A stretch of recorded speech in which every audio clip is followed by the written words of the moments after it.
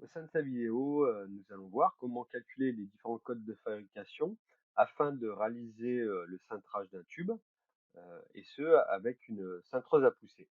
Donc qu'elle soit de marque Virax ou qu'elle soit de marque Magori, bien sûr. Donc ici, on a un ouvrage, par exemple, une barrière de sécurité, comme on peut en retrouver dans certaines entreprises.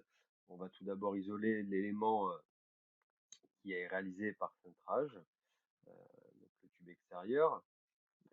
Et le principe général pour obtenir la longueur développée d'un tube cintré, c'est toujours le même, quelle que soit sa forme.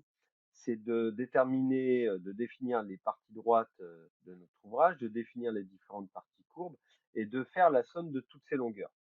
Donc, par exemple, si je prends mon ouvrage ici présent, je constate que je vais pouvoir décomposer mon ouvrage donc en partie droite et en partie courbe. Donc trois parties droites et trois parties courbes.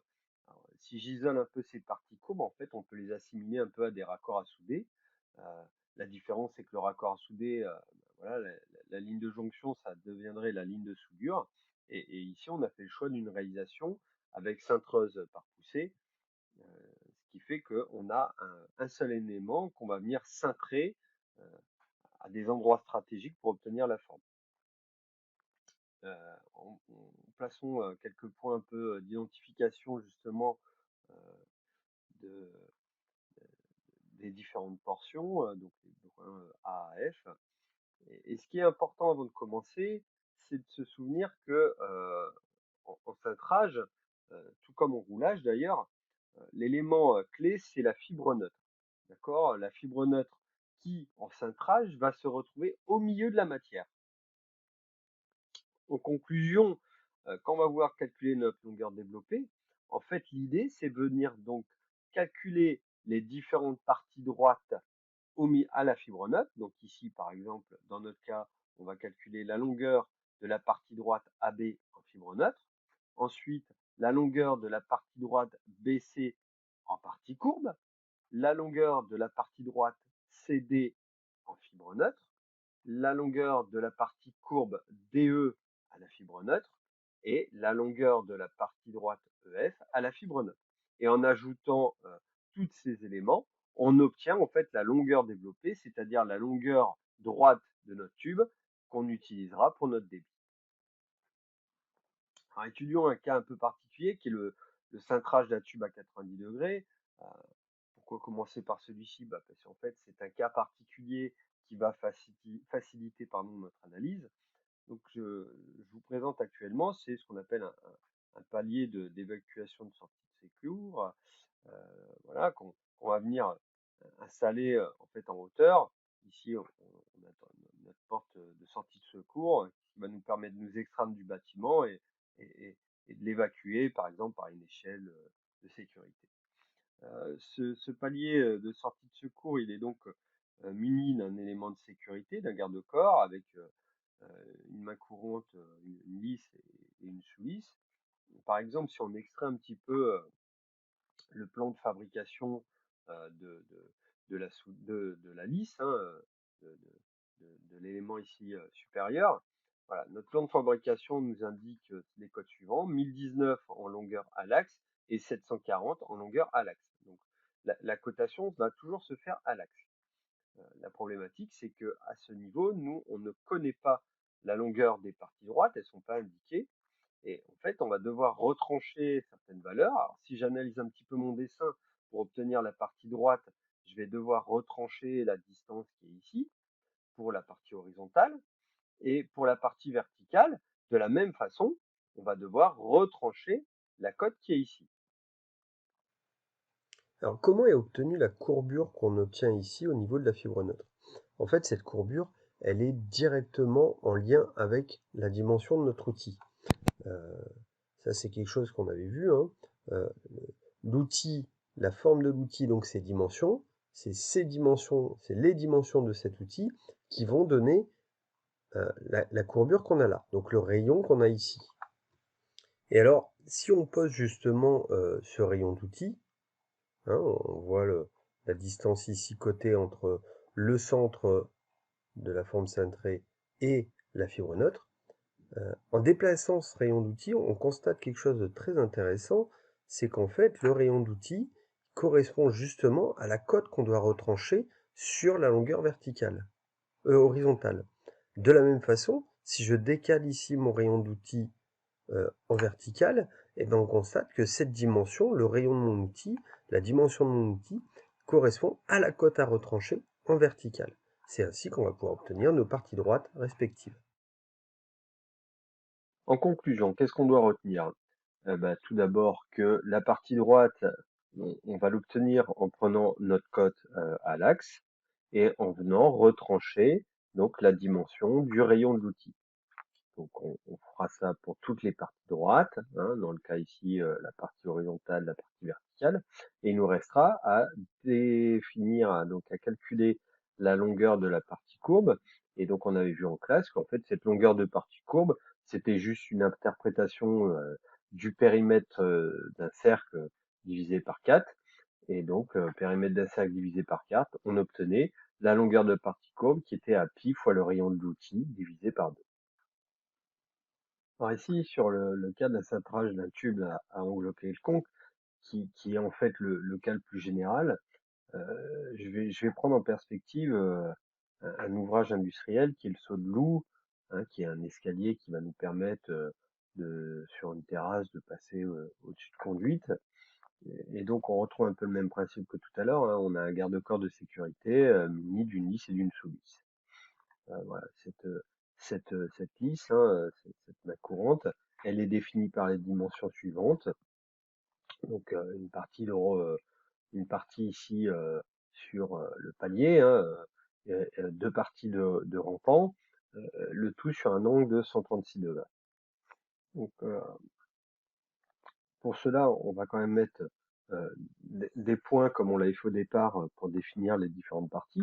Le principe général reste le même, c'est-à-dire qu'on va calculer la longueur des parties droites, AB, CD et EF, et on va venir calculer la longueur des parties courbes, BC et DE, qui sont en fait exactement les mêmes, hein, qui ont exactement les mêmes valeurs. Donc là, on va venir travailler sur une partie un peu plus serrée de, de notre main courante, c'est vraiment la partie courbe en fait. Alors déjà, ce qu'on va venir constater, c'est que si on place notre rayon d'outil, en fait, ce rayon en soi, il correspond à pas grand-chose, hein. Autant tout à l'heure, euh, il nous donnait la cote en retranché, autant cette fois-ci, voilà, il ne correspond à rien directement. Si je cherche à tracer la cote à retrancher, en fait, voilà, hein, on voit que voilà, vraiment ce rayon d'outils, il correspond pas à grand-chose directement, hein, mais en fait, c'est quand même une dimension un peu particulière. C'est en fait, si je regarde, si je trace un trait, c'est la dimension voilà, de cette droite. Notre rayon d'outils, par contre, pardon, en fait, c'est la dimension que j'ai ici, hein, on va mettre peut-être un peu de couleur, voilà. Voilà, cette cote rouge là, elle correspond justement euh, à notre rayon d'outils. Euh, et moi, en fait, ce que je cherche à calculer, c'est cette cote ici, hein, que je vais mettre en bleu, par exemple, hein. Et on voit quelque chose se dessiner tout doucement. C'est en fait un triangle, et en l'occurrence, pas n'importe quel triangle, mais un triangle rectangle. Un triangle rectangle, euh, ce qui va me permettre justement d'utiliser les formules de trigonométrie. Je rappelle, hein, petit rappel de mathématiques, euh, en- vous avez tout ce qui est fonction de trigonométrique qui vous permettent d'allier les angles d'un triangle avec les côtés, donc la notion de sinus, la notion de cosinus et la notion de tangente, que je résume et qu'on a peut-être résumé dans votre scolarité sous la terminologie SOHCAHTOA. Donc sinus égale opposé divisé par hypoténuse, cosinus égale adjacent divisé par hypoténuse, et tangente égale opposé divisé par adjacent. Euh, En fait, on a ici deux demi-profils, hein, c'est-à-dire que ce que je suis en train de voir ici sur le côté droit, j'ai exactement la même chose, pardon, sur le côté gauche. Euh, si je mesure un peu cet angle, je trouve ici actuellement un angle de 44 degrés. Un angle de 44 degrés. Alors c'est pas n'importe quel angle, puisque cet angle de 44 degrés, en fait, c'est ce qu'on appelle l'angle supplémentaire euh, d'une forme. Un angle supplémentaire, c'est quoi? Eh ben, si je prends ici l'angle de 136 degrés et que je viens rajouter ici l'angle supplémentaire euh, qui est juste ici, qui fait justement 44 degrés, j'obtiens 180 degrés. Voilà, ce qui est assez logique, hein, et ce qui est assez visible. Et en fait, là, on est en train de voir des choses apparaître, c'est que l'angle que j'ai ici, formé par l'arc de cercle, c'est un angle de 44 degrés, qui est l'angle donc supplémentaire de mon angle de cintrage, 180 moins 136, 44.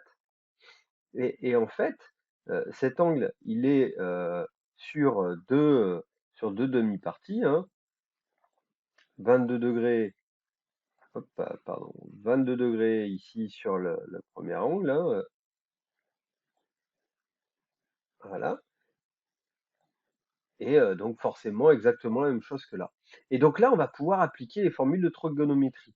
En l'occurrence, qu'est-ce que je connais? Mais moi, je connais l'angle qui est ici. Alors, je vais enlever l'angle de 44 degrés pour qu'on voit bien les choses, hein. On va travailler sur un demi-profil, ça sera beaucoup plus clair. J'ai ici l'angle de 22 degrés. J'ai ici euh, la mesure du côté ici, ce qu'on appelle le côté adjacent à l'angle, hein, à côté de l'angle. Euh, cette mesure, c'est combien? Ben, c'est le rayon de l'outil, on l'a vu tout à l'heure. Et qu'est-ce que je cherche? Je cherche à définir l'angle qui est juste ici, la longueur qui est juste ici. Eh bien, je suis en train d'exprimer la notion de tangente. La tangente de 22 degrés, c'est égal au côté opposé, qui correspond en fait à la cote à retrancher, divisé par le côté adjacent, qui correspond en fait au rayon de l'outil.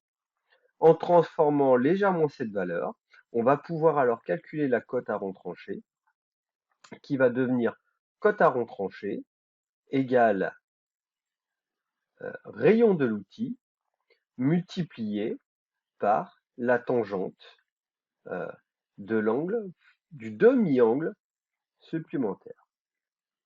On va pouvoir ainsi définir la cote à retrancher, et cette cote à retrancher, on va venir finalement la soustraire à notre partie droite. Et c'est à notre cote à l'axe, pardon. Et c'est ainsi qu'on va obtenir la partie droite. Donc en conclusion, ce que vous devez retenir, c'est donc que les parties droites, vous allez pouvoir les obtenir en prenant toujours donc les cotes à l'axe auxquelles vous allez venir installer la cote de retranchement. La difficulté cette fois-ci, puisque là jusqu'à là le principe reste le même, c'est de calculer cette cote de retranchement.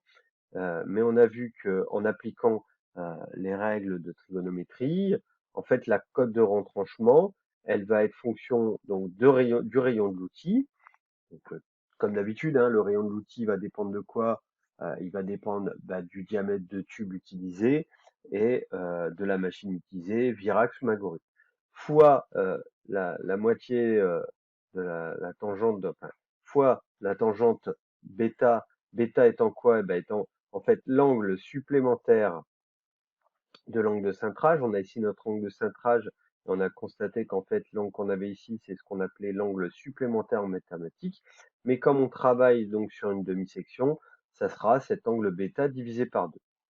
Donc l'angle bêta, tout simplement, vous ferez 180 moins l'angle de cintrage que vous voulez obtenir au niveau de votre profil et vous obtiendrez l'angle désiré.